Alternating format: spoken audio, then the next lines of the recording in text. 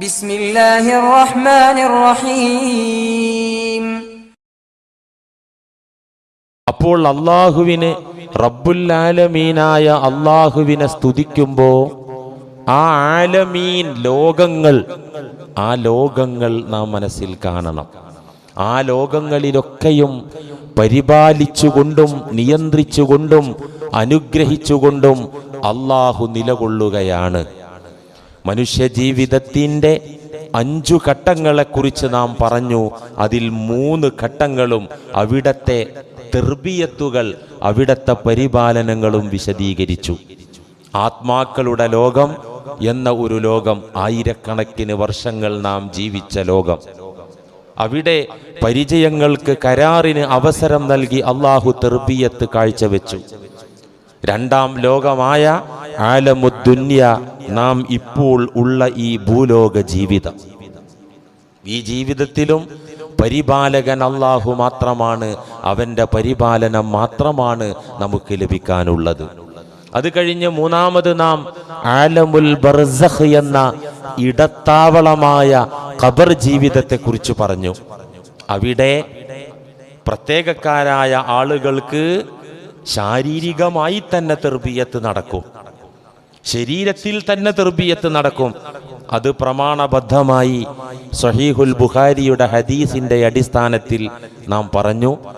ഇനി ശാരീരികമായ ഒരു പരിപാലനം ഖബറിനകത്ത് നടക്കുന്നില്ല, ശരീരം മണ്ണാവുകയാണെങ്കിൽ തന്നെ ആത്മീയമായ ഒരു പരിപാലനം, റൂഹിയായ ഒരു പരിപാലനം, അത് എല്ലാവർക്കും നടക്കും.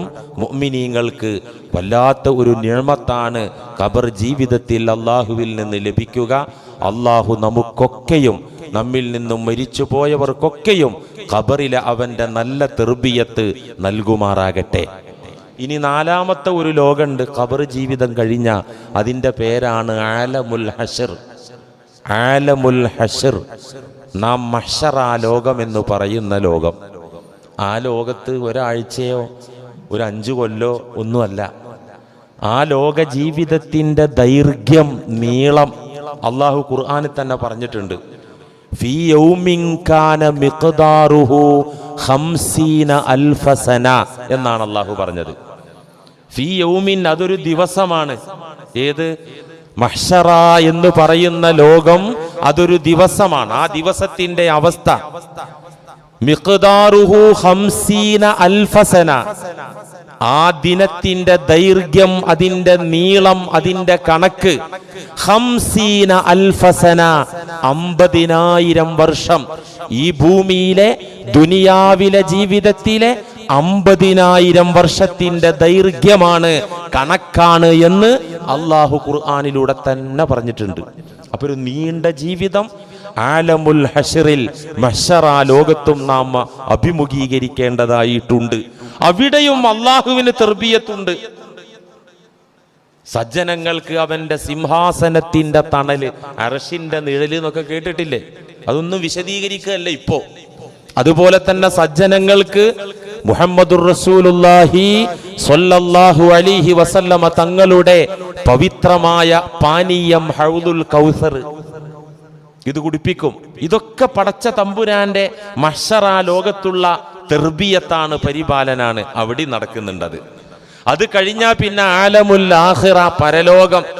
അൽ ജന്നത്തു അവിന്നാർ, മുഅ്മിനീങ്ങൾക്ക്, സജ്ജനങ്ങൾക്ക് സ്വർഗവും, മോശപ്പെട്ട ആളുകൾക്ക് നരകവാസവും. സ്വർഗത്തിന്റെ പരിപാലനം എത്രയാണ് അള്ളാഹു ഖുർആനിൽ പറഞ്ഞിട്ടുള്ളത്.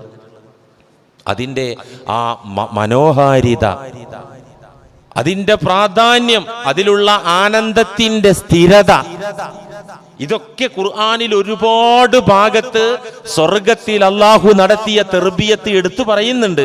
അങ്ങോട്ടൊന്നും ഇപ്പൊ നമുക്ക് കടന്നു ചെല്ലാൻ സമയമില്ല.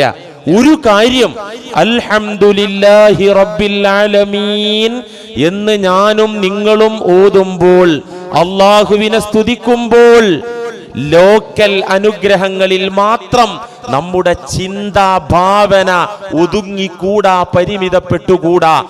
ഈ ലോകമായ ലോകങ്ങളിലൊക്കെയും അള്ളാഹുവിന്റെ സഹായവും ഔദാര്യവും ഇടപെടലും നമുക്ക് ലഭിച്ചുകൊണ്ടിരിക്കും. അങ്ങനെയുള്ള അള്ളാഹുവിന് സർവസ്തുതിയും എന്ന് നമ്മുടെ മനസ്സിൽ സ്ഥിരമായി നിലകൊള്ളണം. അതിനാണ് ഈ ലോകങ്ങളെ കുറിച്ചൊക്കെ പറഞ്ഞത്. എന്തിനാണ് ഈ അൽഹംദുലില്ലാഹി റബ്ബിൽ ആലമീൻ എന്നത്? എനിക്ക് തോന്നുന്ന ഒരു 10-18 ക്ലാസ്സൊക്കെ ആയിട്ടുണ്ടാവും. എന്തിനാണ് റബ്ബർ നീട്ടുന്നത് പോലെ അങ്ങനെ നീട്ടിപ്പിടിക്കുന്നതും നിർത്തിക്കൂടെ? ഇതിനപ്പുറത്തും ആയത്തുണ്ടല്ലോ. ഇതിൻ്റെ അപ്പുറത്തേക്കുള്ള ആയത്തിലേക്ക് പോകാൻ നമുക്ക് യോഗ്യതയുണ്ടാകണമെങ്കിൽ ഇതിൻ്റെ പഠനം പൂർത്തിയാകണം, സിലബസ് കഴിയണം. അത് വേണ്ടേ? 1-ാം ക്ലാസ്സിന് അതിൻ്റെ ഒരു സിലബസ് കാണും, 2-ാം ക്ലാസ്സിന് അതിൻ്റെ സിലബസ് കാണും. ഒരു വർഷത്തെ പഠനം കഴിഞ്ഞിട്ടേ 2ലേക്ക് കയറ്റുള്ളൂ. ഇല്ലെങ്കിൽ ആ 2-ാം ക്ലാസ്സിലെ പഠനം ശരിയാവൂല. എന്തിനാണ് ഇതൊക്കെ മൗലവി പറയുന്നത്? ഇതൊന്നും ഞാൻ പഠിക്കൽ അത്യാവശ്യമുള്ള കാര്യമല്ലല്ലോ, ഇതൊന്നും ഞാൻ അറിയൽ അനിവാര്യമായ കാര്യങ്ങളല്ലല്ലോ ഇപ്പൊ ഈ പറയുന്നതൊന്നും എന്ന ചിന്ത നിങ്ങളെ ആരെയെങ്കിലും വേട്ടയാടുന്നുണ്ടെങ്കിൽ അത് പൈശാചിക പ്രേരണയാണ് എന്ന് നിങ്ങൾ തിരിച്ചറിയണം. അൽഹംദുലില്ലാ, ആളൊന്നും കുറവില്ല, ആള് മാന്യമായ ആൾ തന്നെയാണിത്. ഇത്ര ആള് നിലനിൽക്കുന്നുണ്ടല്ലോ. കുറെയൊക്കെ ഇടയ്ക്ക് കംപ്ലൈന്റ് ആയിട്ട് പോകാതെ ഇത്ര ആളുണ്ടല്ലോ, ഇത് മതി. ഇനി കുറെ ആളുകൾ കുറഞ്ഞാലും ശരി, ഇത് ഈ രൂപത്തിലേ ഈ ക്ലാസ് മുന്നോട്ട് പോവുകയുള്ളൂ. ഇത് വളരെ പ്രധാനപ്പെട്ട ഒന്നാണ്. ഇത് ആത്മീയമായി നമ്മെ പുരോഗതിയിലേക്ക് നയിക്കാൻ ഉതകുന്ന പഠനമാണ് നമുക്ക് ആവശ്യം. കുറെ കഥ കേട്ട് കുറെ ആസ്വദിച്ചിരുന്ന് എണീറ്റ് പോവല്ല, ഇതിങ്ങോട്ട് കേറണം. കേറിയിട്ട് ഇന്നലെ നാം അൽഹംദുലില്ലാഹി റബ്ബിൽ ആലമീൻ എന്ന് ഓതി, ഇന്ന് നാം പല ആവർത്തി ഓതി, നാളെയും നാം ഓതും. നാളെ കഴിഞ്ഞ് അള്ളാഹു ആയുസ്സും അവസരവും തന്നാൽ അപ്പോഴും നാം ഓതും. ആ ഓത്തിന്റെയൊക്കെ റേഞ്ച് ഒരേ അളവിലാകാൻ പാടില്ല. ഇന്നലെ ഓതിയ അൽഹംദുലില്ലാഹി റബ്ബിൽ ആലമീൻ ആകാൻ പാടില്ല ഇന്നത്തെ അൽഹംദുലില്ലാഹി റബ്ബിൽ ആലമീൻ. വ്യത്യാസം വേണം. ഇന്നത്തെ പോലെ പോരാ നാളെ. പലപ്പോഴും ഇന്നലകളിലെ ആ ഒരു ചൈതന്യവും ഇന്നലകളിൽ ഓതിയ ആ ഒരു മനസ്സിന്റെ ഏകാഗ്രതയും ഇന്ന് നഷ്ടപ്പെടുന്ന അവസ്ഥ, അത് ഭയങ്കര ദുരന്ത. നബി സല്ലല്ലാഹു അലൈഹി വസല്ലമ പറഞ്ഞു, ആത്മീയ കാര്യത്തിൽ പടച്ച തമ്പുരാനെ അനുസരിക്കുന്ന അവനെ കുറിച്ചുള്ള ബോധത്തിന്റെ കാര്യത്തിൽ മനിസ്തവായവുമാഹു, ഒരുത്തന്റെ 2 ദിവസം തുല്യമായാൽ, ഇന്നലെ പോലെ ഇന്നുമായാൽ, ഇന്നത്തെ പോലെ നാളെയുമായാൽ എന്ന് വെച്ചാൽ പുരോഗതിയില്ല. ഉള്ള ആ സ്റ്റാൻഡിൽ അങ്ങനെ നിലകൊള്ളുകയാണ് എങ്കിൽ ഫഹുവ മഗ്ബൂൻ, അവൻ വഞ്ചനയിൽ അകപ്പെട്ടു പോയിട്ടുണ്ട് എന്ന് നബി മുഹമ്മദുൻ സ്വല്ലല്ലാഹു അലൈഹി വസല്ലം. എന്ത്? ഇന്നലെയുള്ള റേഞ്ചിലാണ് ആത്മീയ കാര്യത്തിൽ ഇന്ന് നമ്മളെങ്കിൽ ഫഹുവ മഗ്ബൂൻ, നാം ദുനിയാവിന്റെ ചതിയിൽ കുടുങ്ങിയിട്ടുണ്ട്. കുടുങ്ങിയിട്ടില്ലേ? ഇന്നലെ പോലെ ആവൂല, ഇന്ന് പുരോഗതി ഉണ്ടാവും. വമൻ കാന യൗമുഹു ശർറൻ മിൻ അംസിഹി,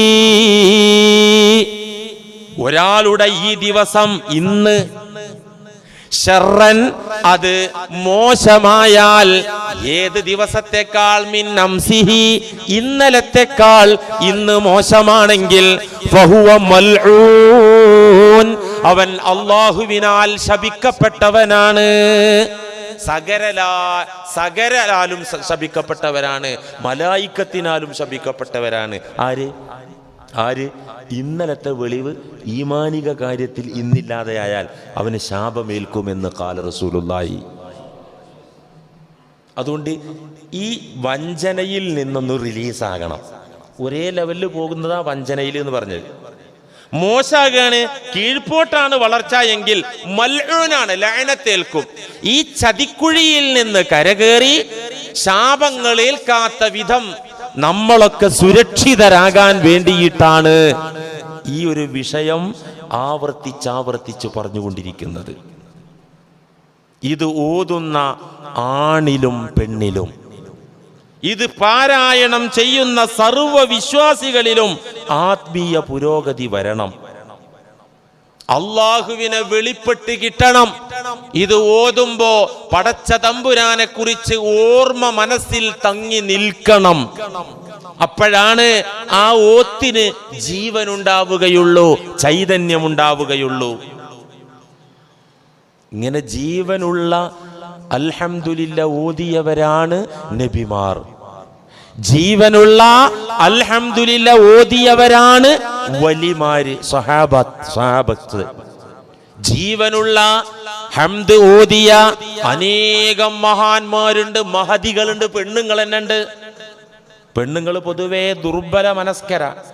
ആണിന്റെ മനക്കരുത്തോ ശാരീരിക ക്ഷമതയോ ഒരു പെണ്ണിനല്ല കൊടുത്തിട്ടില്ല. പക്ഷെ ചരിത്രത്തില് വൃത്തിയായിട്ട് അൽഹംദുലില്ലാഹി റബ്ബിൽ ആലമീൻ ഓതുകയും ഓതിയതുപോലെ ജീവിക്കുകയും ചെയ്ത മഹിളാരത്നങ്ങളുണ്ട്. ഒരുപാട് ചരിത്രം പറയാൻ പറ്റും. സ്വഹാബി വനിതകള്, അവർക്ക് ശേഷം വന്ന താബിഈങ്ങളിൽപ്പെട്ട വനിതകള്, മഹദി റാബിയത്തുൽ അദവിയ്യ, ചരിത്രത്തിൽ അറിയപ്പെട്ട ഈമാനിന്റെ വിഷയത്തിൽ ഇസ്ലാമിക വൈജ്ഞാനിക രംഗത്ത് മാതൃകാ യോഗ്യരായ ഒരു മഹിളാരത്നമാണ് റാബിയത്തുൽ അദവിയ്യ എന്ന പെണ്ണ്. അവര് അൽഹംദുലില്ലാഹി റബ്ബിൽ ആലമീൻ എന്നതിൽ ജീവിച്ചവരാണ്. അത് പറഞ്ഞവർ മാത്രമല്ല, ഈ വിശുദ്ധ വാക്യത്തിൽ ഫാത്തിഹയുടെ തുടക്കത്തിലുള്ള ഈ ആയത്ത് കൊണ്ട് ജീവിച്ച് കാണിച്ചു തന്ന ഒരു പെണ്ണാണ്. മഹദിയുടെ ചരിത്രത്തിൽ കാണാം, രോഗം ബാധിച്ച് അവശയായി ക്ഷീണിതയായി തൻ്റെ കൊച്ചുകൂരയിൽ മയങ്ങിക്കിടക്കുക അസുഖം കാരണം. അപ്പൊ മഹാനായ സുഫിയാനു സൗരി റളിയല്ലാഹു അൻഹു അദ്ദേഹം വന്നിട്ട് ചോദിച്ചു, ഇത്ര വലിയ സൂക്കേടായിട്ടും ശമനത്തിന് വേണ്ടി ഒന്ന് ദുആ ചെയ്യാത്തത് എന്താ കാരണം? ആർക്ക് ദുആ ചെയ്താലും ഇജാബത്തുണ്ടായിരുന്നു. ഈ പെണ്ണ്, മറ്റുള്ളവർ അസുഖം എന്ന് വന്ന് പറഞ്ഞാൽ അള്ളാഹു അത് ശിഫയാക്കട്ടെ, ശിഫയായി. ദാരിദ്ര്യമുണ്ട് മഹദി എന്ന് പറഞ്ഞിട്ട് ദുആ ചെയ്യാൻ ഏതെങ്കിലും ആള് വന്നാല് അള്ളാഹു നിങ്ങളെ ദാരിദ്ര്യം തീർക്കട്ടെ, ആ ദാരിദ്ര്യം തീർന്ന് ബറക്കത്തുണ്ടായി. ഇങ്ങനെയുള്ള ആളാണ് രോഗം ബാധിച്ച് അവശയായി കിടക്കുന്നത്. അതാണ് സുഫിയാനു സൗരി റഹിമഹുല്ല വന്ന് കാണുന്നത്. കണ്ടിട്ട് ചോദിച്ചു, ഇത്ര വലിയ അസുഖവും ക്ഷീണവും ബാധിച്ചിട്ടും എന്തേ അള്ളാഹുവിനോട് ശിഫാക്ക് വേണ്ടി, രോഗശമനത്തിന് വേണ്ടി ഒന്ന് ദുആ ചെയ്യാത്തത്? മഹദി പറഞ്ഞ എന്താ മറുപടി? എന്താ പറഞ്ഞത്?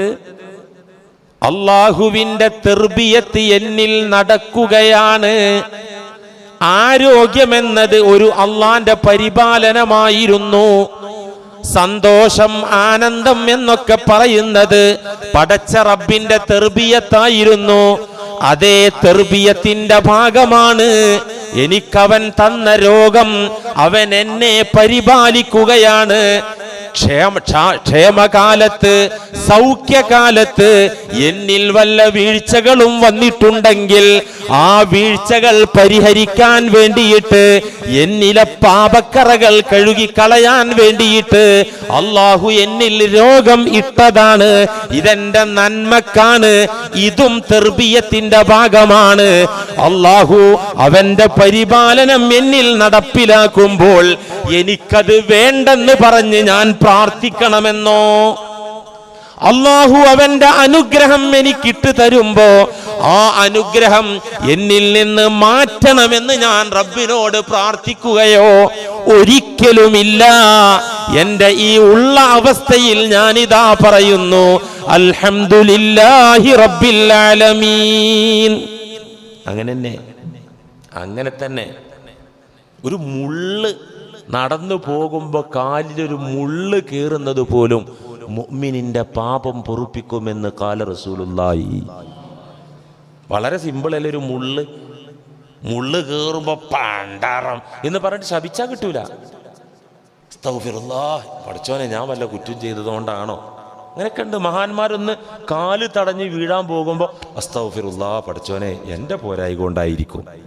നമ്മളങ്ങനെയല്ലല്ലോ, ആ വഴിയിലുള്ള ആ സാധനത്തിൽ നിന്ന് പ്രയാകും. ഇങ്ങനെയാണ് ഉണ്ടാവുക. ഒരു പനി, എന്തിനധികം മുഹീദ്ദീൻ ശൈഖ് തങ്ങളൊരു കവിത ഉണ്ട്. ഈ മൊയ്തീൻ ശൈഖ് ആരാന്നൊക്കെ ഒന്ന് പഠിക്കണത്. പള്ളയിലിരുത്തം വയറുവേദന മാറാൻ വേണ്ടി മാത്രം കോഴിനെ നേർച്ച നേരുന്നൊരു മൊയ്തീൻ ശൈഖിനെ പരിചയമുള്ളൂ കൗമിന്. മൊയ്തീൻ ശൈഖ് എന്ന് പറഞ്ഞിട്ട് പരിചയമുള്ള എന്താണ്? വീട്ടിൽ വല്ല തട്ടിമുട്ടുണ്ടെങ്കിൽ അത് മാറിക്കിട്ടാനൊരു മൊയ്തീൻ ശൈഖ്.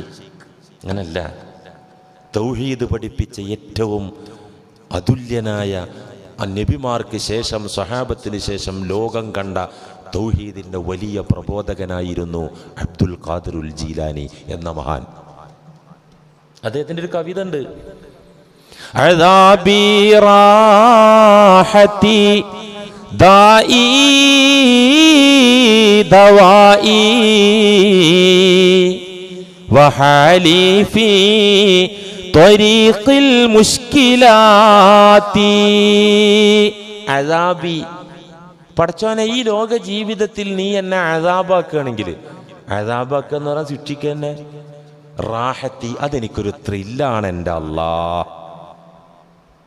അങ്ങനെ സ്നേഹനിധിയായ ഭാര്യയെ ഒന്ന് സ്നേഹസമ്പന്നനായ ഭർത്താവ് ഒന്ന് ശകാരിക്കുന്നതും അല്ലെങ്കിൽ ഒരു അടിയൻ വെച്ചു കൊടുക്കുന്നതും നല്ല ഭാര്യയാണെങ്കിൽ അതിലൊരു ത്രില്ലുണ്ടാവും. ഇത് കുരുത്തം കെട്ട സാധനമാണെങ്കിലാണ് ഇങ്ങോട്ട് പ്രതികരിക്കുക. അങ്ങനെയല്ല ഉണ്ടാവുക. അദാബി, എന്റെ റബ്ബെന്നെ അദാബാക്കുകയാണെങ്കിൽ റാഹത്തി,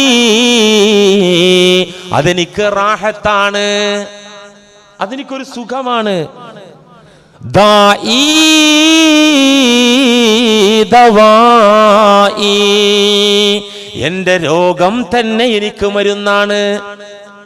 രോഗം എനിക്ക് മരുന്ന്. രോഗത്തിന് വേറെ മരുന്ന് കുടിക്കൂല, കാരണം ഈ രോഗം മരുന്നാണ്. എന്തിനുള്ള മരുന്ന്? പാപരോഗം എന്ന രോഗത്തിന്. ഇവിടെ ക്യാൻസർ പിടിച്ചാൽ ഇവിടെ തട്ടിപ്പോകുന്നല്ലേ ഉള്ളൂ. കിബിറ് പിടിച്ചാലോ, കിബിറേ അത് പിടികൂടിയാലോ, അസൂയ പിടികൂടിയാലോ, ഇവിടെയും പോയി അവിടെയും പോയി. അങ്ങനത്തെ രോഗമാണത്. ഈ രോഗത്തിനുള്ള ട്രീറ്റ്മെൻ്റാണ്, ചികിത്സയാണ് എന്ത്? ശാരീരിക രോഗം. ദാഇ ദവാഇ, എൻ്റെ റബ്ബേ, എൻ്റെ ശരീരത്തിലേക്ക് നീട്ട് തരുന്ന രോഗങ്ങളൊക്കെ തന്നെ ദവാഇ, എൻ്റെ മരുന്നാണല്ലാ. ഇതാണ് അൽഹംദുലില്ലാഹി റബ്ബിൽ ആലമീൻ്റെ ജീവൻ. അതിൻ്റെ പ്രാക്ടിക്കൽ മണ്ഡലമാണ് ഞാൻ ഈ പറയുന്നത്. ഇതിപ്പോൾ ഒരു പെണ്ണിൻ്റെ കഥയല്ലേ പറഞ്ഞത്, ആണുങ്ങളെ കഥയുണ്ട്. ഈ പെണ്ണിൻ്റെ തന്നെ ഇഷ്ടം പോലെ കഥ ഉണ്ട് അൽഹംദുലില്ലാഹി റബ്ബിൽ ആലമീൻ ബന്ധപ്പെട്ട്. മാലിക് ഇബ്നു ദീനാർ റളിയല്ലാഹു അൻഹു ഒരിക്കൽ മഹദിയുടെ വീട് കാണാൻ പോയി. ആരെ? ഈ റാബിയ ബീവിയുടെ. ചെന്ന് നോക്കുമ്പോൾ പടച്ചവനെ, വീട്ടുപകരണങ്ങൾ, പാത്രങ്ങളൊക്കെ പൊട്ടി പഴകിയ പാത്രങ്ങൾ, തലയിണക്ക് പകരം ഇഷ്ടിക കഷ്ണം, നിസ്കരിക്കാനും കിടന്നുറങ്ങാനും കീറിപ്പറിഞ്ഞ ഒരു നിസ്കാരപ്പായ. ഇത് കണ്ടപ്പോ മാലിക് ഇബ്നു ദീനാർ റളിയല്ലാഹു അൻഹു മഹദിയോട് പറഞ്ഞു, നിങ്ങൾ സമ്മതം മൂളിയാൽ മതി, നിങ്ങളൊന്ന് അനുവാദം തന്നാൽ മതി, എനിക്ക് പണക്കാരനായ സമ്പന്നനായ ഒരു സ്നേഹിതനുണ്ട്. ആ ആൾക്ക് ധർമ്മം ചെയ്യുന്നത് വലിയ ഇഷ്ടമാണ്. പ്രത്യേകിച്ച് നിങ്ങൾക്ക് ആവശ്യമുണ്ട് എന്ന് ഈ നാട്ടിലെ ആരറിഞ്ഞാലും വാരിക്കോരി നിങ്ങൾക്ക് തരുമല്ലോ. അതുകൊണ്ട് നിങ്ങൾ സ്വകാര്യമായി എനിക്കൊരു അനുവാദം മാത്രം തന്നാൽ മതി, ആരും അറിയൂല. എൻ്റെ സ്നേഹിതനിൽ നിന്ന് ഞാനത് സ്നേഹിതൻ്റെ സഹായത്തോടുകൂടെ ആവശ്യമുള്ള വീട്ടുപകരണങ്ങൾ ഞാൻ ഇവിടെ എത്തിക്കാം. മഹദി എന്താ പറഞ്ഞത്? എനിക്ക് തരുന്ന റബ്ബ് തന്നെയല്ലേ നിങ്ങളുടെ സ്നേഹിതനും കൊടുക്കുന്നത്? എന്താ ചോദിച്ചത്? എനിക്ക് തന്ന റബ്ബ് തന്നെയല്ലേ സമ്പന്നനായ നിങ്ങളുടെ കൂട്ടുകാരനും കൊടുത്തത്? ആ റബ്ബ് എൻ്റെ ഇല്ലായ്മ കാണാതെ പോയതാണോ?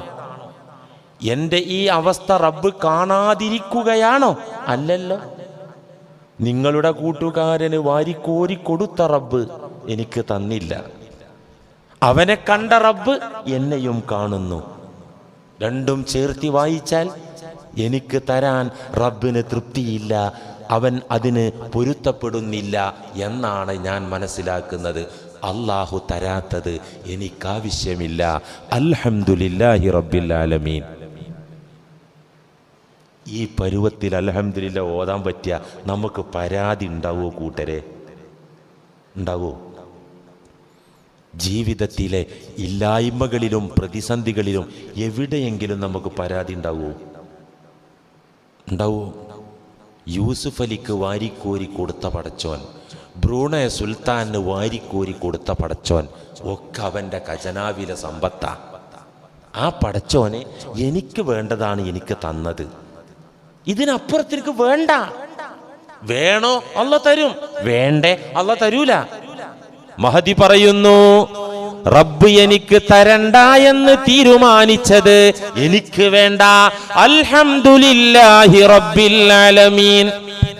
മറ്റൊരു വേളയിൽ മഹദിയുടെ അടുത്തൊരാൾ എന്ന് പറഞ്ഞു, ഞങ്ങളിപ്പോൾ നിസ്കരിക്കുന്നുണ്ട്, നോമ്പ് പിടിക്കുന്നുണ്ട്, അള്ളാഹുവിനെ സ്തുതിക്കുന്നുണ്ട്, ഫാത്തിഹ സൂറത്ത് ഓതുന്നുണ്ട്, ഇതൊക്കെ അള്ളാഹു സ്വീകരിച്ചു എന്ന് മനസ്സിലാക്കാൻ വല്ല അടയാളമുണ്ടോ? നമ്മളൊക്കെ കുറേ കാലമായില്ലേ നിസ്കരിക്കാൻ തുടങ്ങിയിട്ട്, കുറേ കാലമായില്ലേ മുസ്ലിങ്ങളായി ജീവിക്കാൻ തുടങ്ങിയിട്ട് അല്ലേ? ഇതൊക്കെ അള്ളാഹു സ്വീകരിക്കുന്നുണ്ടോ എന്നറിയാൻ ഒരു ടെസ്റ്റ്, ഒരു പരിശോധന, അത് വല്ല വഴിയുണ്ടോ? മഹദിയോട് ഒന്ന് ചോദിക്കാണ്. ഞങ്ങൾ അല്ലാഹുവിനെ സ്തുതിക്കുന്നവരാണ്, അവനെ വാഴ്ത്തുന്നവരാണ്, അവനെ പ്രകീർത്തിച്ച് ദിക്റും തസ്ബീഹും ഹംദും ചൊല്ലുന്നവരാണ്. ഈ ചൊല്ലുന്നതൊക്കെയും അല്ലാഹു സ്വീകരിച്ചിട്ടുണ്ട് എന്ന്, അല്ലാഹു ഞങ്ങളെ പൊരുത്തപ്പെട്ടിട്ടുണ്ട് എന്ന് അറിയാൻ വല്ല മാർഗവുമുണ്ടോ? അറിയാൻ വല്ല അടയാളവും ഉണ്ടോ? മഹദി പറഞ്ഞു, ഉണ്ട്. നിങ്ങൾ അള്ളാഹുവിനെ സ്തുതിക്കുന്നത് അവൻ ഇഷ്ടപ്പെട്ടിട്ടുണ്ട് എന്നറിയാൻ, സ്തുതിച്ച നിങ്ങളെ അള്ളാഹു പൊരുത്തപ്പെട്ടിട്ടുണ്ട് എന്നറിയാൻ ഒരടയാളമുണ്ട്. എന്താണ് ആ അടയാളം? അനുഗ്രഹങ്ങളെപ്പോലെ തന്നെ വേദനകളെയും എൻ്റെ റബ്ബിൻ്റെ സമ്മാനമാണെന്ന് ചിന്തിച്ചുറപ്പിച്ച് സന്തോഷത്തോടെ ഏറ്റുവാങ്ങാൻ ഏതൊരടിമക്ക് സാധിക്കുന്നുവോ ആ അടിമയെ അള്ളാഹു പൊരുത്തപ്പെട്ടിട്ടുണ്ട്. എന്താ പറഞ്ഞത്? നിസ്കാരം നോമ്പൊക്കെ അള്ളാഹു ഇഷ്ടപ്പെട്ടിട്ടുണ്ട്, അടിമയെ അള്ളാഹു പൊരുത്തപ്പെട്ടിട്ടുണ്ട്, എന്നെയും നിങ്ങളെയും അള്ളാഹുവിന് ഇഷ്ടമായിട്ടുണ്ട് എന്ന് അറിയാനുള്ള അടയാളം എന്താണ്? ഒരടയാളാണ്. അനുഗ്രഹങ്ങൾ തരുമ്പോൾ സന്തോഷത്തോടെ കൈനീട്ടി വാങ്ങുന്നത് പോലെ പരീക്ഷണങ്ങളും പ്രതിസന്ധികളും തരുമ്പോഴും അതേ മൈൻഡോടെ, അതേ മനോഗതിയോടെ സന്തോഷത്തോടെ സ്വീകരിക്കുന്ന ഒരു മനസ്സുള്ളവനാണെങ്കിൽ ആ അടിമയെ അള്ളാഹു പൊരുത്തപ്പെട്ടിട്ടുണ്ട്. അൽഹംദുലില്ലാഹി റബ്ബിൽ ആലമീൻ നമ്മൾ ഓതിയിട്ടുണ്ടോ? ഇപ്പോൾ ഈ പരുവത്തിൽ നമ്മളെ ഓത്തിന് ജീവൻ ഉണ്ടായിട്ടുണ്ടോ? ഒന്ന് ആലോചിക്കേണ്ട വിഷയല്ലേ? ഈ ഒരൊറ്റ ആയത്തിൽ, ഏതായത്തില്? അൽഹംദുലില്ലാഹി റബ്ബിൽ ആലമീൻ എന്ന ഒറ്റ ആയത്തിൽ അള്ളാഹു ദുനിയാവിനെയും ആഖിറത്തെയും ഒക്കെ ഉൾക്കൊള്ളിച്ചിരിക്കുകയാണ്. ഇത് മതി പടച്ചവനെ നമുക്ക് പരിചയപ്പെടാൻ, ഈ ആയത്ത് മതി. പിന്നെ അള്ളാഹനെ പരിചയപ്പെടുത്തുന്ന, അവൻ്റെ വഹദാനിയത്ത് പറയുന്ന, അവൻ്റെ ശക്തി പറയുന്ന, അവൻ്റെ പ്രതാപം പറയുന്ന, അവൻ്റെ അറിവ് പറയുന്ന, അവൻ്റെ പവർ പറയുന്ന ആയത്തൊക്കെ ഈ ഒരായത്തിൻ്റെ വിശദീകരണങ്ങൾ മാത്രമാണ്. ഇത് മതി അള്ളാഹുവിനെ അറിയാൻ, ഇതു മതി നമ്മൾ നന്നാകാൻ, ഇതു മതി നമുക്ക് സ്വർഗം കിട്ടാൻ. മതി. ഞാൻ ചുമ്മാ പറയല്ല, ഹദീസിന്റെ അടിസ്ഥാനത്തിൽ തന്നെ പറയുന്നത്. ഇത് മതി നമുക്ക് സ്വർഗം കിട്ടാൻ. അതിന് ഇത് പഠിക്കേണ്ട വിധത്തിൽ പഠിക്കണം. ഒരു അടിമയിൽ നിന്ന് പ്രകടമാകുന്നത് എന്തൊക്കെയാണ്? രണ്ട് കാര്യങ്ങളാണ് പ്രകടമാകുക. വസ്തുനിഷ്ഠമായി പറഞ്ഞ 3 കാര്യങ്ങളുണ്ട്. വാക്ക് അടിമയിൽ നിന്ന് പ്രകടമാകുന്ന ഒന്നാണ്. പ്രവർത്തനം, പ്രവൃത്തികൾ അടിമയിൽ നിന്ന് പ്രകടമാകുന്ന മറ്റൊന്നാണ്. മറ്റൊന്നുണ്ട് അംഗീകാരം, സമർപ്പണം. ഈ അംഗീകാരവും സമർപ്പണവും പലപ്പോഴും നാവിലൂടെയും പ്രവൃത്തിയിലൂടെയൊക്കെ പ്രകടമാകും, പ്രകടമാകാതിരിക്കുകയും ചെയ്യും. മനസ്സിൽ സന്തോഷമുണ്ട്, പറഞ്ഞില്ല. മനസ്സിൽ സന്തോഷമുണ്ട്, അത് ചിരിച്ച് കാണിച്ചില്ല. അങ്ങനെ ഉണ്ടാവും. വാക്ക്, പ്രവർത്തനങ്ങൾ, അംഗീകാരങ്ങൾ, ഇത് മൂന്നുമാണ് ഒരു അടിമയിൽ നിന്ന് പുറത്തു വരിക. ഒരു അടിമയിൽ നിന്ന് പ്രകടമാകുന്ന കാര്യങ്ങൾ ഇത് മൂന്നുമാണ്. ഈ മൂന്നു കാര്യങ്ങളും അള്ളാഹുവിൻ്റെ തൃപ്തിയിൽ ക്രമീകരിക്കണമെന്ന് ഈ ആയത്ത് പഠിപ്പിക്കുന്നു. എന്ന് വെച്ചാൽ വാക്കിലൂടെ ഹംദ് പ്രകടമാകണം, പ്രവൃത്തിയിലൂടെയും സ്തുതി പ്രകടമാകണം, മനസ്സുകൊണ്ടും മനസ്സിനകത്തും സ്തുതി നിറഞ്ഞു നിൽക്കണം. നമ്മുടെ ഹംദ്, ഭൂരിഭാഗം മുസ്ലിമീങ്ങളുടെയും ഹംദ് അൽഹംദുലില്ലാഹ് അൽഹംദുലില്ലാഹി റബ്ബിൽ ആലമീൻ, ആ നാവിൻ്റെ പ്രയോഗത്തിൽ, ഉച്ചാരണത്തിൽ മാത്രം ഒതുങ്ങുകയാണ്. പിന്നെ കുറച്ചുകൂടെ ഈമാന്റെ വെളിച്ച ഇച്ചിരി അകത്തുള്ളവരാണെങ്കിൽ റബ്ബിനെ ഞാൻ സ്തുതിക്കുകയാണെന്നുള്ളൊരു തിരിച്ചറിവുണ്ടാവും. സമ്പൂർണനായ മുഅ്മിനാണെങ്കിൽ ആ സ്തുതിച്ച വാക്കിലൂടെ അവന്റെ ജീവിതം മുഴുവൻ അവൻ ചിട്ടപ്പെടുത്തുന്നുണ്ടാകും. എനിക്ക് ആരോഗ്യം തന്ന പടച്ചോന് എൻ്റെ ആരോഗ്യമൊക്കെ പടച്ചവൻ്റെ ഇഷ്ടത്തിൽ വിനിയോഗിക്കലൊക്കെ എൻ്റെ പ്രവൃത്തിയിലെ ഹംദാണത്. ആരോഗ്യം തന്ന റബ്ബേ അൽഹംദുലില്ലാ സ്തുതി എന്ന് പറഞ്ഞിട്ട് ഈ ആരോഗ്യവും എനർജിയും അള്ളാഹ്ക്ക് ഇഷ്ടപ്പെടാത്ത മേഖലയിൽ ചിലവഴിക്കുന്നതല്ലല്ലോ ഹംദ്. ഈ ആരോഗ്യം മുഴുവൻ, അധ്വാനം മുഴുവൻ, എനർജി മുഴുവൻ പടച്ചവന്റെ പൊരുത്തത്തിലും വഴിയിലും വിനിയോഗിക്കുമ്പോഴാണല്ലോ ഞാൻ ആ പ്രഖ്യാപിച്ച ഹംദിൽ ഞാൻ ജീവിക്കുന്നവനാകുന്നത്. എൻ്റെ പ്രവൃത്തികളിൽ ഹംദ് നിറഞ്ഞു നിൽക്കുന്നത് അപ്പോഴാണല്ലോ. അതുകൊണ്ട് പ്രിയമുള്ള സഹോദരന്മാരെ, ഇക്കമാരെ, കൊച്ചനുജന്മാരെ, യുവ സുഹൃത്തുക്കളെ, ഈ ആയത്ത് ഓതി പൂർത്തിയാകുമ്പോൾ, ഇതിൻ്റെ പഠനം പൂർത്തീകരിക്കുമ്പോൾ അള്ളാഹുവിനെ നമുക്ക് വെളിപ്പെട്ട് കിട്ടണം. പടച്ചോനെ തിരിയല്, പടച്ചോനെ വെളിപ്പെട്ട് ബോധ്യപ്പെടല്, ഇതാണല്ലോ പ്രധാനം. നബിമാരൊക്കെ ചെയ്ത പണി എന്താ? എന്തേന്നു? വർഗീയത ഉണ്ടാക്കിയെന്നോ? ഒരു സമൂഹം എന്ന നിലക്ക് കുറെ വോട്ട് ബാങ്ക് ഉണ്ടാക്കാൻ വേണ്ടിയിട്ട് ആളെ കൂട്ടുന്ന പണിയെന്നോ നബിമാർക്ക്? നബിമാരൊക്കെ ലോകത്ത് വന്നിട്ട് എന്താ പടച്ചോനെ വെളിപ്പെടുത്തി കൊടുക്കുന്നു സമൂഹത്തിന്. ഇതേന്നു പണി. ആദ്യം അള്ളാഹു നബിമാർക്ക് അള്ളാഹു അവനെ പരിചയപ്പെടുത്തി. ആദ്യം തിരിയാത്ത ആൾക്ക് വഴി പറഞ്ഞു കൊടുക്കാൻ പറ്റുമോ? എറണാകുളത്തേക്കുള്ള വഴി അറിയുന്ന നിങ്ങൾക്ക് എനിക്ക് വഴി പറഞ്ഞു തരാം. എനിക്ക് എറണാകുളത്തേക്ക് വഴി അറിയില്ല എന്നുണ്ടെങ്കിൽ ഞാനത് പറഞ്ഞു കൊടുക്കാൻ പറ്റില്ല. അതുകൊണ്ട് നബിമാർക്ക് ആദ്യം അള്ളാഹു അവനെ പരിചയപ്പെടുത്തി. എല്ലാ നബിമാർക്കും മൂസാ നബിക്ക് പരിചയപ്പെടുത്തിയില്ല. അതൊക്കെ ആ രംഗം പറയുന്നുണ്ട്. അള്ളാഹുവിനെ മൂസാ നബിക്ക് പരിചയപ്പെടുത്തിയ സംഭവം. വഹൽ അതാക ഹദീസു മൂസാ ഇദ് റആ നാറൻ ഫഖാല ലിഅഹ്ലിഹിം കുസൂ ഇന്നി ആനസ്തു നാറാ ലഅല്ലി ആതീകും മിൻഹാ ബിഖബസ് ഔ അജിദു അലൻ നാരി ഹുദാ ഫലമ്മാ അതാഹാ നൂദിയ യാ മൂസാ ഇന്നി അന റബ്ബുക ഫഖ്ലഅ അലൈക ഇന്നക ബിൽവാദിൽ മുഖദ്ദസി തുവാ. മൂസാ നബിയും കെട്ടിയോളും മക്കളൊക്കെ പാടെ യാത്ര ചെയ്യുന്നതിനിടയിൽ രാത്രിയായി. കയ്യിൽ ടോർച്ചുമില്ല, മൊബൈലും ഇല്ല, ചൂട്ടുമില്ല, വെളിച്ചുമില്ല, തീയുമില്ല. വഴി അറിയാതെ കുടുങ്ങി. അപ്പോ അങ്ങകലെ ഒരു തീ കാണുകയാണ്, വെളിച്ചം. അപ്പൊ മൂസാ നബി കുടുംബത്തോട് പറയാം, നിങ്ങൾ ഇവിടെ നിൽക്ക്, ഞാൻ ഇരുട്ടത്ത് തപ്പിയിട്ടാണെങ്കിലും ആ വെളിച്ചം കാണുന്നിടത്ത് പോയിട്ട് എന്ത് ചെയ്യാ, ഒന്നുകിൽ ഇച്ചിരി തീ മേടിക്ക, ഔ അജിദു അലൻ നാരി ഹുദ, അല്ലെങ്കിൽ വഴി പറഞ്ഞു തരാൻ പറ്റിയ ഒരാളെ അവിടെ കാണും, നിങ്ങൾ ഇവിടെ നിൽക്കുന്നും പറഞ്ഞിട്ട് ഇവരവിടെ നിർത്തിയിട്ടാണ് പോവാണ്. ഫലമ്മാ അതാഹാ, അഗ്നിജ്വാല കണ്ട ഭാഗത്തെത്തിയപ്പോൾ നൂദിയ വിളിക്കപ്പെട്ടു, ആളെ കാണുന്നില്ല, അശരീരി മുഴങ്ങി. യാ മൂസ, അല്ലയോ മൂസ, ഇന്നി അന റബ്ബുക്, ഞാൻ നിന്നെ പടച്ചു പോറ്റുന്ന റബ്ബായ അള്ളാണ് മൂസേ. പടച്ചവൻ അല്ലേ, ഇന്നി അന റബ്ബുക് ഇന്നക ബിൽ വാദിൽ മുഖദ്ദസി തുവാ ഫഖലഅന അലൈക് ഇന്നക ബിൽ വാദിൽ മുഖദ്ദസി തുവാ. അവിടെ ചെരുപ്പ് അവിടെ ഊരിട്, എന്നിട്ട് കയറി വാ. നീ പരിശുദ്ധ താഴ്വരയിലുള്ളത്, നിന്റെ റബ്ബുമായിട്ട് സംസാരിക്കാൻ പോവാണ്, അതുകൊണ്ട് ചെരുപ്പൊക്കെ ഊരിയിട്ട് കയറി വാ എന്ന് പറഞ്ഞിട്ട് അള്ളാഹനെ പരിചയപ്പെടുത്തുക. കാണാൻ പറ്റൂല, അത് വേറെ വിഷയം. പരിചയപ്പെട്ടു, സംസാരിച്ചു. നബി സല്ലല്ലാഹു അലൈഹി വസല്ലം തങ്ങൾ ഹിറാ ഗുഹയിൽ ഇരുന്നപ്പോൾ ആദ്യം അള്ളാഹിൻ്റെ ദൂതനായ ജിബ്രീൽ അലൈഹി സ്വലാമിനെ പറഞ്ഞയച്ചു. അവിടെ നിന്നില്ലല്ലോ, അള്ളാഹുവിലേക്ക് കൂട്ടിക്കൊണ്ടുപോയില്ലേ? മിറാജ് അതല്ലേ, കൂട്ടിക്കൊണ്ടുപോയിട്ടാണ് പരിചയപ്പെടുത്തി കൊടുത്തു. അങ്ങനെ പരിചയപ്പെട്ട നബിമാര് പരിചയമില്ലാത്ത അടിമകൾക്ക് ഉടമയെ പരിചയപ്പെടുത്തി.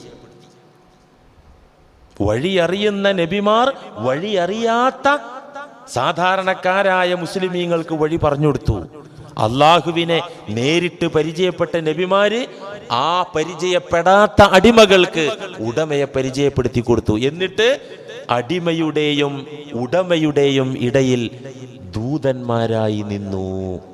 ഉടമയുടെ നിർദ്ദേശങ്ങൾ, വിധിവിലക്കുകൾ അടിമകളിലേക്ക് എത്തിക്കുന്ന മധ്യവർത്തികളാക്കി നബിമാര് നിന്നു. ഇതാണ് റസൂല് പറഞ്ഞ സംഗതി. ഇതാണ് അടിമയുടെയും ഉടമയുടെയും ഇടയിൽ മധ്യവർത്തികളായി. കാരണം സന്ദേശം എത്തിക്കണ്ടേ. ഈ നബിമാരൊക്കെ പറഞ്ഞത് എന്താണ്?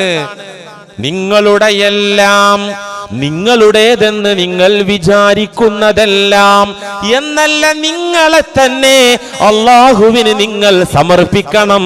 ഇതാണ് അൽഹംദുലില്ലാഹി റബ്ബിൽ ആലമീൻ. ഇതിൽ സമർപ്പണ, സമ്പൂർണ്ണ സമർപ്പണം. നബി തങ്ങളെ കുറിച്ച് അള്ളാഹ് പറഞ്ഞെന്താ?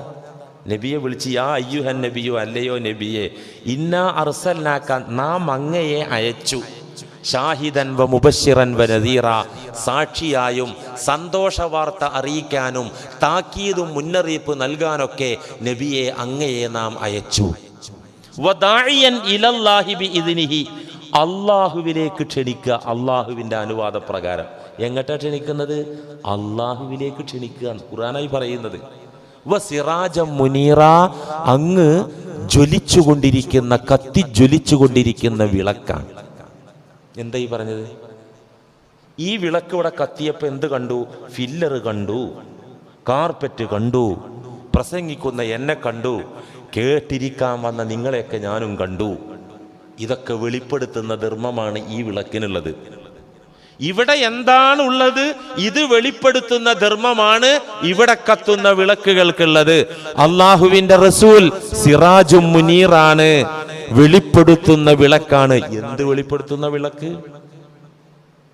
ഉടമസ്ഥനായ തമ്പുരാനെ മാനവ മക്കൾക്ക് വെളിപ്പെടുത്തി കൊടുക്കുന്ന അണഞ്ഞു പോകാത്ത ദീപമാണ് മുഹമ്മദ് മുസ്തഫ സല്ലല്ലാഹു അലൈഹി വസല്ലം തങ്ങൾ. ഒരാൾക്ക് അള്ളാഹിനെ കുറിച്ചൊരു വിചാരോ ധാരണയൊന്നുമില്ല. പേര് അബ്ദുറഹ്മാനാണ്. ചേലും കോലൊക്കെ കാക്കാമാരെ ചേലും കോലും ഉണ്ട്. പടച്ചോനായിട്ടൊരു ബന്ധുവില്ല. ഒരു ദിവസത്തിൻ്റെ 24 മണിക്കൂറിൽ 24 സെക്കൻഡ് പോലും അല്ലാ എന്ന് മനസ്സറിഞ്ഞുകൊണ്ടൊന്ന് വിളിക്കുകയോ ആ റബ്ബിനെ കുറിച്ച് ചിന്തിക്കുകയോ ചെയ്യൂല. നിസ്കാരം നോമ്പൊക്കെ ഉണ്ട്. പടച്ചവനെ ഈ ചങ്ങാതി പരിചയപ്പെട്ടില്ല. റസൂലിൻ്റെ വലിയ അടുത്ത ആളാണ്, സ്വലാത്തൊക്കെ ചെല്ലുന്ന ആളാണ്. ഇവന് റസൂലിനെ കൊണ്ട് എന്താ കാര്യമുള്ളത്? അള്ളാഹുവിനെ തിരിയാത്ത, പടച്ചവനെ ചിന്തിക്കാത്ത പടപ്പിന് റസൂലിനെ കൊണ്ട് എന്താ കാര്യം? നബിയെ കൊണ്ട് എന്താ കാര്യം? എന്തെങ്കിലും ഒരു കാര്യമുണ്ടോ? ഞാൻ നബിയുടെ ആളാന്ന് പറഞ്ഞാൽ വിജയിക്കുന്ന ഒരു ഉദാഹരണം പറഞ്ഞുതരാം. സുഗുണൻ മാഷ്, ബയോളജി പഠിപ്പിക്കുന്ന അധ്യാപകനാണ്. ആര്? സുഗുണൻ മാഷ്. അദ്ദേഹം നിയോഗിക്കപ്പെട്ടത് ബയോളജി എന്ന് പറയുന്ന വിജ്ഞാന ശാഖ വെളിപ്പെടുത്താനാണ് അദ്ദേഹത്തിന്റെ നിയോഗം. ആരെ നിയോഗം? സുഗുണൻ മാഷിന്റെ നിയോഗം.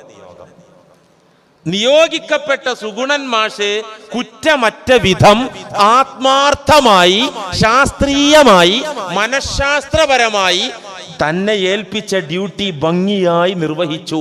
അധ്യാപനം നടത്തി. ബയോളജി കുട്ടികൾക്ക് വൃത്തിയായിട്ട് പറഞ്ഞു കൊടുത്തു. ആര്? സുഗുണൻ മാഷ്.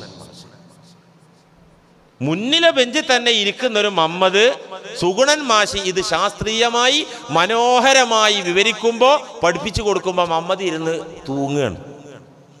ഒക്കെ സമ്മതിക്കുക.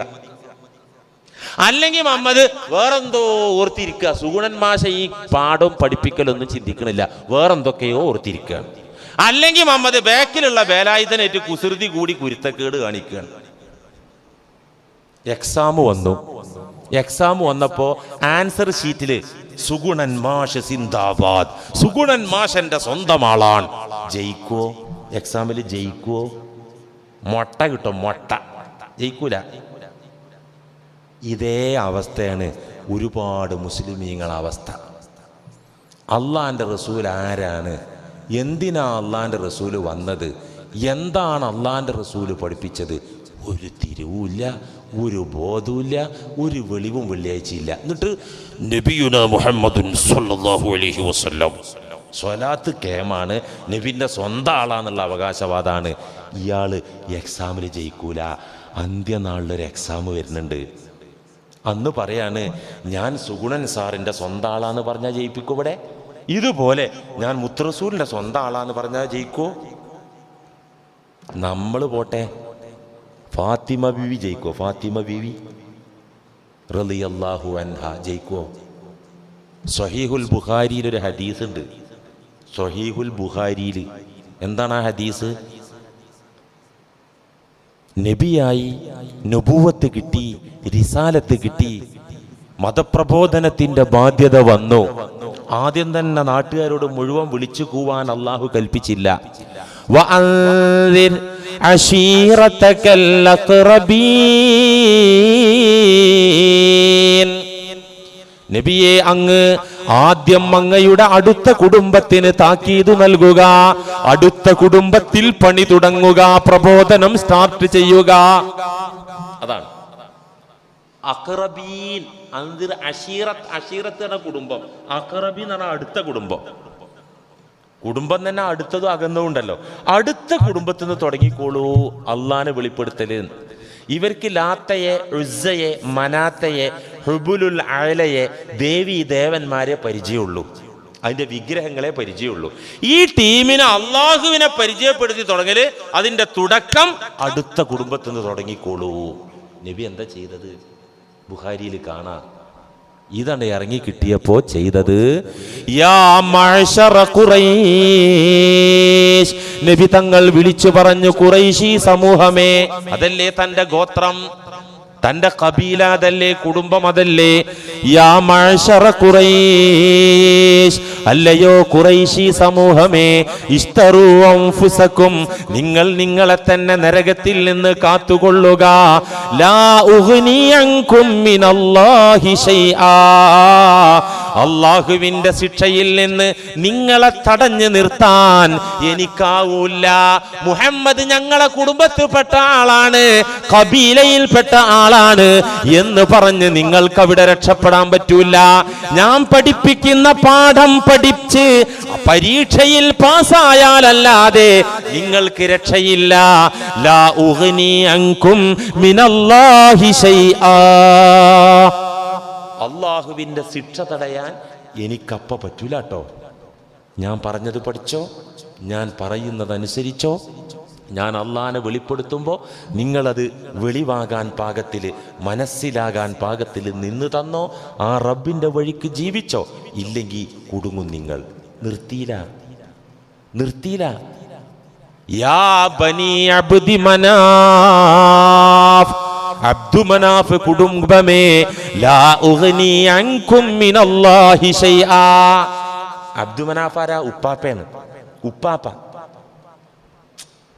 ഈ ഉപ്പാപ്പാന്റെ പേര് വിളിച്ചിട്ട് പറഞ്ഞു, ആ ഉപ്പാപ്പയുടെ മക്കളെ, ലാ ഉഗ്നി അൻകും മിനല്ലാഹി ശൈആ, അല്ലാഹുവിന്റെ ശിക്ഷ തടയാൻ, നിങ്ങളിൽ നിന്ന് നിങ്ങളെ തടയാൻ, നിങ്ങളെ രക്ഷപ്പെടുത്താൻ എനിക്കാവൂല ഞാൻ പറഞ്ഞത് കേട്ടില്ലെങ്കിൽ. യാ അബ്ബാസ് ഇബ്നു അബ്ദുൽ മുത്തലിബ്, അബ്ദുൽ മുത്തലിബിന്റെ പുത്രനായ അബ്ബാസേ, അതാരാ കൊച്ചാപ്പ. ലാ ഉഗ്നി അൻക മിനല്ലാഹി ശൈആ, എന്റെ സഹോദര പുത്രനാണ് അള്ളാന്റെ റസൂൽ എന്ന് പറഞ്ഞിട്ട് രക്ഷപ്പെടാൻ പറ്റൂല. യാ സഫിയ്യത അമ്മത റസൂലില്ലാഹ്, റസൂലുള്ളാന്റെ അമ്മായിയായ പിതാവിന്റെ സഹോദരിയായ സഫിയ, ലാ ഉഗ്നി അൻകി മിനല്ലാഹി ശൈആ, അള്ളാന്റെ റസൂലിന്റെ അമ്മത്തല്ലേ, അമ്മായിയല്ലേ, ആനുകൂല്യം കിട്ടൂല. യാ ഫാത്തിമത ബിന്ത മുഹമ്മദിൻ, പിന്നെ വിളിക്കുക ഫാത്തിമ, മുഹമ്മദിന്റെ പുത്രിയായ ഫാത്തിമ, സലീനി മിൻ മാലി മാ ശിഇതി, എന്റെ മാലിൽ നിന്ന്, എന്റെ സമ്പത്തിൽ നിന്ന് മോൾക്ക് വേണ്ടത് ചോദിച്ചോ മോളെ, ഞാൻ തന്നേക്കാം, ഉപ്പയായ ഞാൻ തന്നേക്കാം. എന്റെ കയ്യിലുള്ള പണവും സൗകര്യവും മോൾക്ക് വേണ്ടത്രയും ചോദിച്ചോ, ഞാൻ തന്നേക്കാം. ലാ ഉഗ്നി അൻകി മിനല്ലാഹി ശൈആ, പൊന്നുമോളെ, അള്ളാഹുവിന്റെ ശിക്ഷയിൽ നിന്ന് നിന്നെ തടയാൻ എനിക്കാവൂല, ഞാൻ പറഞ്ഞത് കേട്ടോ. എന്ന് വെച്ചാൽ സുഗുണൻ സാറിന്റെ ആളാന്ന് പറഞ്ഞാൽ രക്ഷ കിട്ടൂല എന്നാണ് അർത്ഥം. സുഗുണൻ സാർ ക്ലാസ് എടുത്തത് ശ്രദ്ധയോടെ കേൾക്കുകയും അത് ഉൾക്കൊള്ളുകയും പരീക്ഷാ സമയത്ത് എഴുതും വേണം. അള്ളാന്റെ റസൂലിന്റെ അധ്യാപനത്തിന്റെ മർമ്മപ്രധാനമായ പോയിന്റ്, വദാഇയൻ ഇലല്ലാഹി ബിഇദ്നിഹി വസിറാജം മുനീറാ, അള്ളാഹുവിനെ വെളിപ്പെടുത്തി. അള്ളാഹു വെളിപ്പെടുത്തുക എന്ന് പറഞ്ഞാൽ അള്ളാന്റെ സത്ത മനസ്സിലാകുക എന്നുള്ള അർത്ഥത്തിലല്ല കേട്ടോ, മനസ്സിലാവില്ല. അത് കൊള്ളാൻ പറ്റിയ തലച്ചോറ് നമുക്കില്ല. അള്ളാഹുവിന്റെ സത്തയിലേക്ക് നോക്കാൻ പവറുള്ള കണ്ണും നമുക്കില്ല. ഇപ്പൊ കരണ്ട് നമുക്കൊരു ബോധ്യല്ലേ, വൈദ്യുതി അതൊരു ബോധ്യല്ലേ. കരണ്ടിനെ നിങ്ങൾ ആരെയും കണ്ടിട്ടുണ്ടോ? അത് കാണാൻ പറ്റുന്ന സാധനമല്ല അല്ലേ, പക്ഷെ അതൊരു ബോധ്യമാണ്, അനുഭവമാണ്. ഇതുപോലെ കരണ്ട് അടിക്കണം അള്ളാന്റെ കാര്യത്തിൽ. നീ ഒരു സാധാരണ ഉദാഹരണം പറഞ്ഞാൽ നീ അതുപോലെ അള്ള കരണ്ട് മാതിരി എന്നൊന്നും വിചാരിക്കരുത്, അത് അപകടമാണ്. മനസ്സിലാകാൻ വേണ്ടിയിട്ട് അള്ളാഹുവിന്റെ ദാത്ത്, അവന്റെ അസ്തിത്വം നമ്മുടെ തലച്ചോറിൽ കൊള്ളൂല, നമ്മുടെ ഖൽബിൽ ഉൾക്കൊള്ളൂല. അള്ളാഹുവിന്റെ അസ്തിത്വം ആ നിലക്കുള്ള തിരിവല്ല. അള്ളാഹു നമ്മുടെ ജീവിതത്തിൽ ഇടപെടുന്ന ഇടപെടലുകൾ നമ്മൾ ഇങ്ങനെ കാണണം. എൻ്റെ റബ്ബാണല്ലോ എന്നെ പഠിച്ചത്, എൻ്റെ റബ്ബാണല്ലോ എന്നെ വളർത്തിക്കൊണ്ടിരിക്കുന്നത്, എൻ്റെ റബ്ബാണല്ലോ എന്നെ ജീവിപ്പിച്ചുകൊണ്ടിരിക്കുന്നത്, ഇനി മരിപ്പിക്കുന്നതും എൻ്റെ റബ്ബാണല്ലോ. ഞാൻ വണ്ടി ഇടിച്ചിട്ടാണ് ചത്തുപോലല്ലോ, എൻ്റെ റബ്ബ് കണക്കാക്കുമ്പോഴല്ല അത് നടക്കുക. ഇങ്ങനെ നമ്മുടെ ജീവിതത്തിൻ്റെ സകലമാന കാര്യങ്ങളിലും റബ്ബിനെ ഇടപെടിക്കുക. റബ്ബിൻ്റെ ഇടപെടൽ നമുക്ക് ബോധം ഉണ്ടാവുക. ഇവിടെയാണ് കാര്യം. ഇത് ഈ അൽഹംദുലില്ലാഹി റബ്ബിൽ ആലമീൻ എന്നതിലൂടെ ഈ ഒരു പ്രക്രിയയാണ് ഇവിടെ നടത്തുന്നത്. അള്ളാഹു ആ ആയത്തിറക്കിയതും എന്തിനാണ് കൂട്ടരെ? നമ്മുടെ റബ്ബിനെ കുറിച്ചുള്ള ചിന്തയും ബോധവും വിചാരവും നമ്മുടെ മനസ്സിൽ തളം കെട്ടി നിൽക്കാനും സ്ഥിരമായി നിലനിൽക്കാനും വേണ്ടിയാണ് ആ ആയത്തിറക്കിയത്. തീർന്നില്ല, ഇതിൻ്റെ മറ്റൊരു മേഖല നമുക്ക് ചർച്ച ചെയ്യാനുണ്ട്. അള്ളാഹു സുബ്ഹാനഹു വ തആല ഈ ഒരു തിരുവാക്യം അതിൻ്റെ അന്തസത്തയും പൊരുളും ഉൾക്കൊണ്ട വിധം അള്ളാഹുവെ നീ ഞങ്ങൾക്ക് പഠിപ്പിച്ച് തരണമേ റബ്ബേ. വ ആഖിറു ദഅ്വാനാ അനിൽ ഹംദുലില്ലാഹി റബ്ബിൽ ആലമീൻ. അസ്സലാമു അലൈക്കും.